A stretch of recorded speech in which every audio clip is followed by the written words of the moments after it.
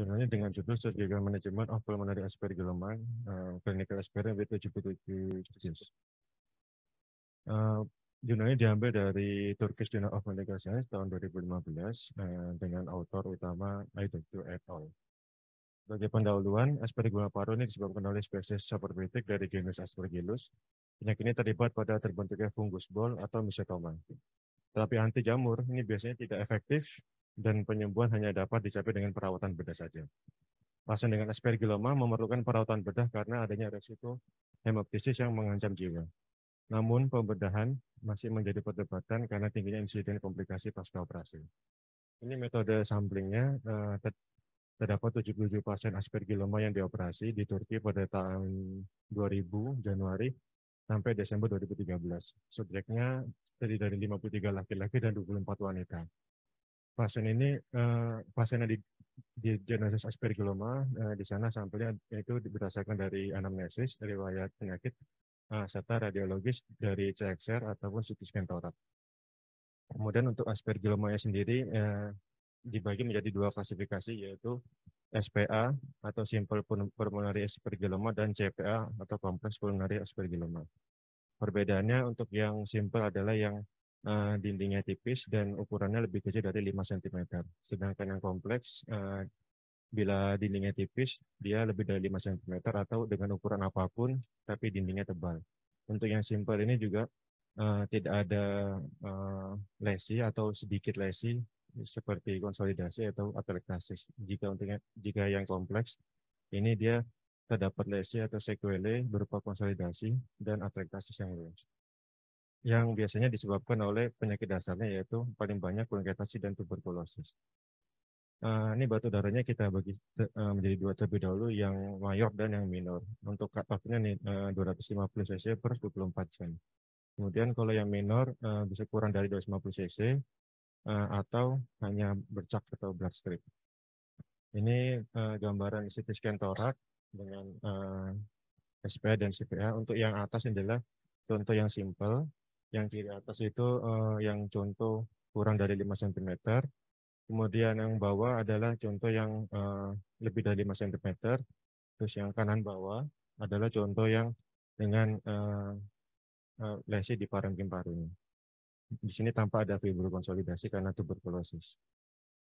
Hasil dari penelitian ini nanti ini terbagi menjadi 4 tabel.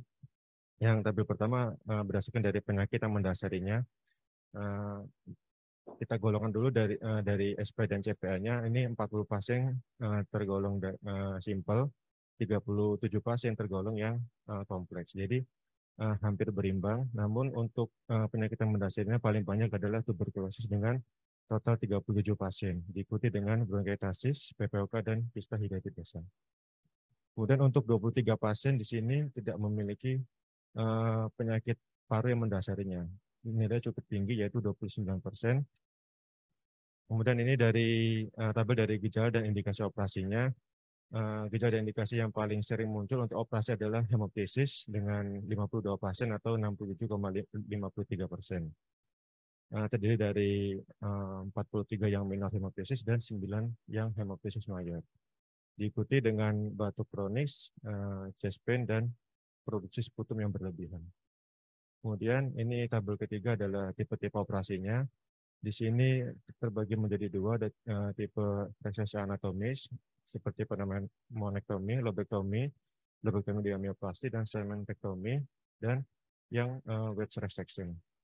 Ini adalah operasi-operasi inisial atau awal dari ke-77 pasien yang dioperasi. Kemudian ini komplikasi pasca operasinya. Ini datanya ya. Kemudian dari komplikasi mayor ini terjadi pada 18 pasien, itu 23,7%. Kemudian komplikasi yang terjadi, yang pertama ada prolonged air leak, ada 6 pasien, kemudian persisten pleural splash ada 6 pasien, BPF 1 pasien, infeksi luka operasi 3 pasien, dan hemoptysis 2 pasien. Pada penelitian ini ada 3 pasien yang meninggal setelah operasi karena hemoptysis mayor, pneumonia post operasi, dan emphysema. Dan kita masuk ke diskusinya. Seperti yang diketahui tadi, aspergillus adalah jenis sapropit yang tersebar luas dalam kontaminasi saluran napas yang terjadi melalui inhalasi. Kita harus tahu dulu ini kenapa kita harus tahu sapropitnya adalah karena sifatnya yang dapat hidup pada jaringan yang mati. Nah, aspergillus ini dia terhidup manusia. Kemudian setelah terhidup manusia ini paling sering menjadi aspergilloma dan terbentuk fungus bol yang kita bisa lihat pada CT scan. Kemudian Aspergilloma paro ini terbentuk pada kondisi yang sudah ada kavitas sebelumnya. Jadi sebelumnya sudah ada penyakitnya terlebih dahulu, baru terbentuk Aspergilloma. Dan yang paling sering 13-89% kasus adalah karena TB. Gabungan klinis Aspergilloma dimulai dari temuan radiologis yang insidental, jadi tidak ada keluhan, tahunya dari incidental finding. Kemudian yang paling sering adalah gejala yang menyertai adalah hemoptysis, batuk, dyspnea, dan final weakness tergantung dari penyakit yang mendasarinya. Untuk hemoptysisnya itu sendiri ini mencapai 67,53% pada kasus ini. Untuk pada literatur lainnya memang dikatakan berkisar antara 50 sampai 83%. Beberapa ahli bedah ini setuju bahwa hemoptysis yang minor ini dapat dikonservatif. Namun paradigma ini berubah setelah dilakukan penelitian-penelitian yang di mana kalau hemoptysis pokoknya terjadi hemoptysis pada kasus Aspergilloma harus segera dioperasi. Setelah terbentuknya fungus bol, terapi anti jamur ini sudah tidak efektif. Hemoptysis yang mengancam jiwa ini tidak dapat diprediksi dari ukuran lesinya. Jadi kita tidak bisa memprediksi ini akan gawat atau tidak hanya dari ukuran lesi tadi. Jadi kita harus memikirkan untuk keputusan operasi begitu ada gejala hemoptysis. Jadi pembedahan sesegera mungkin ini dapat menghindari komplikasi yang lebih besar. Pembedahan ini dapat mencegah hemoptysis dan pertumbuhan Aspergilloma sambil kita menjaga parenkim paru dengan eradikasi komponen biogenik. Dan bila dilakukan ini, harapan hidupnya dapat meningkat. Beberapa ahli bedah masih menyatakan pembedahan Aspergilloma itu kontroversial karena komplikasi dan mortalitas pasca operasi. Ini karena sifat yang sapropit tadi itu, Siracausa et al. Ini mengatakan operasi Aspergilloma pada prinsipnya harus menyelamatkan parenkim sehat seluas-luasnya karena sifat sapropit dari organisme tersebut, sehingga mencegah untuk agar Aspergilloma tidak tumbuh kembali.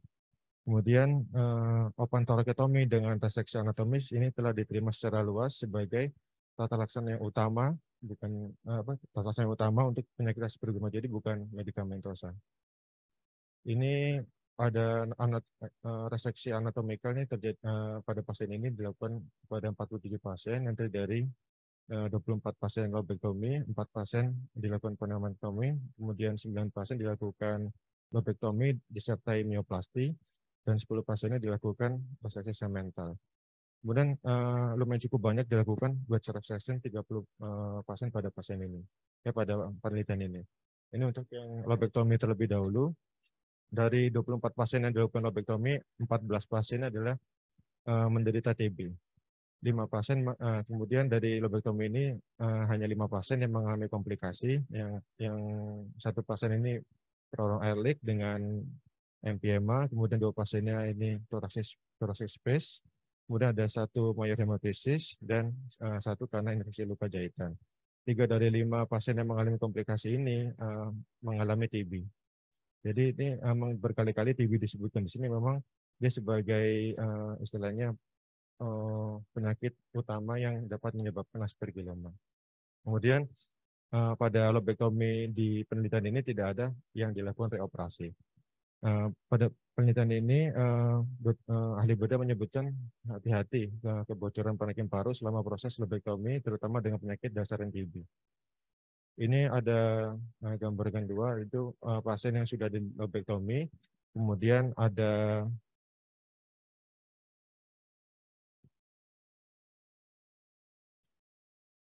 ini ada steril space yang tidak dilakukan reoperasi. Kemudian ini teknik yang kedua, lobektomi dengan mioplasti. Dari 9 pasien dilakukan prosedur ini semuanya adalah pasien TB.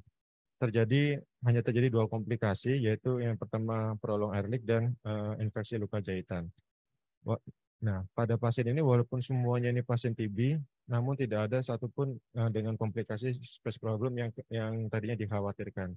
Sebab maka itu mioplasti ini penting untuk dilakukan pada lobektomi dengan resiko masalah pengembangan paru. Ini gambarnya, yang CT scan-nya itu yang sebelum dioperasi, dia terdapat gambaran fungus ball disertai dengan fibrokonsolidasi. Kemudian setelah dioperasi, ini sudah membaik. Ini tidak ada masalah pengembangan paru yang dapat mengembang. Ini karena lobektominya dilakukan dengan mioplasti. Ini reseksi segmental atau segmentotomi dilakukan pada 10 pasien di penelitian ini. 5 diantaranya itu menderita TB. Ada 2 komplikasi pada segmentotomi ini. Yang pertama, pasien ini mengalami space problem. Kemudian dengan yang statement yang di atas tadi, pasien yang mengalami space problem ini dilakukan mioplasti. Kemudian pasiennya membaik, parunya dapat mengembang kembali. Kemudian untuk yang satunya lagi hanya karena infeksi luka jahitan. Di sini pada penelitian ini dilakukan lobektomi dan segmental resection pada 43 pasien. Dan komplikasinya hanya 20% dan yang dilakukan reoperasi hanya 1%. Dibandingkan dengan breast resection yang dilakukan pada 30 pasien, ini terjadi komplikasi 9 pasien dan reoperasi 5 pasien. Jadi ini seperti diversuskan antara wedge resection dengan anatomis resection, ini lebih baik anatomis resection. Jadi pada penelitian ini disebutkan wedge resection ini tidak dianjurkan dibanding dengan anatomic resection. Ini ada pneumonektomi. Pada 77 pasien ini ada 5 pasien yang straight lung. Pada 4 pasiennya dilakukan pneumonektomi dan 1 pasiennya dilakukan lobektomi. Nah, kemudian pada pneumonektomi tempat pasien yang dioperasi ini terdapat 3 komplikasi, yaitu 75%. Yang pertama pasien MPM dan pasien ini meninggal, kemudian 1 pasien lagi dengan MPM tapi dapat diobati dengan antibiotik dan pleural lavage, dan 1 pasiennya ini dengan infeksi luka. Semua pasien dengan komplikasi pasca pneumonektomi ini semuanya menderita TB. Ini komplikasi dan operasi ulangnya, datanya dari total 77 operasi aspergilloma terjadi 18 komplikasi, jadi 23,37%. Kemudian dari 18 pasien itu 15-nya adalah masalah parenkim dan 3 pasiennya masalah infeksi akibat luka jahitan. Dari 15 komplikasi ini, hemoptisis berulang ada 2 pasien, kemudian kebocoran udara yang berkepanjangan atau prolong air leak-nya ada 6 pasien dengan emfyema, kemudian masalah rongga pleura yang persisten atau dengan atau tanpa emfyem ada 6 pasien, BPF ada 1 pasien. Operasi ulang diperlukan pada pasien dengan hemoptisis berulang dan space complication. Ini gambarnya pasien yang sudah dilakukan wedge resection. Karena tadi dibilang wedge resection tidak dianjurkan, ini terjadi recurrent di tempat yang sama. Kemudian pada 9 dari 12 pasien dengan prolong air leak dan problem space, tuberkulosis adalah penyakit yang mendasarinya.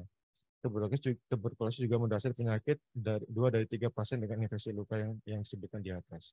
Jadi penyebab utamanya dari semua aspergilloma ini adalah paling sering pada tuberkulosis. Kita masuk pada kesimpulan.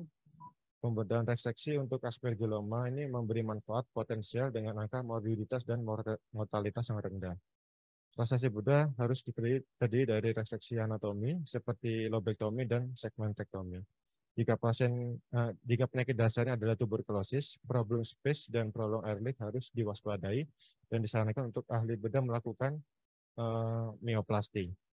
Kemudian wedge resection sebaiknya dihindari karena komplikasi pasca operasi dan angka reoperasinya tinggi. Terima kasih.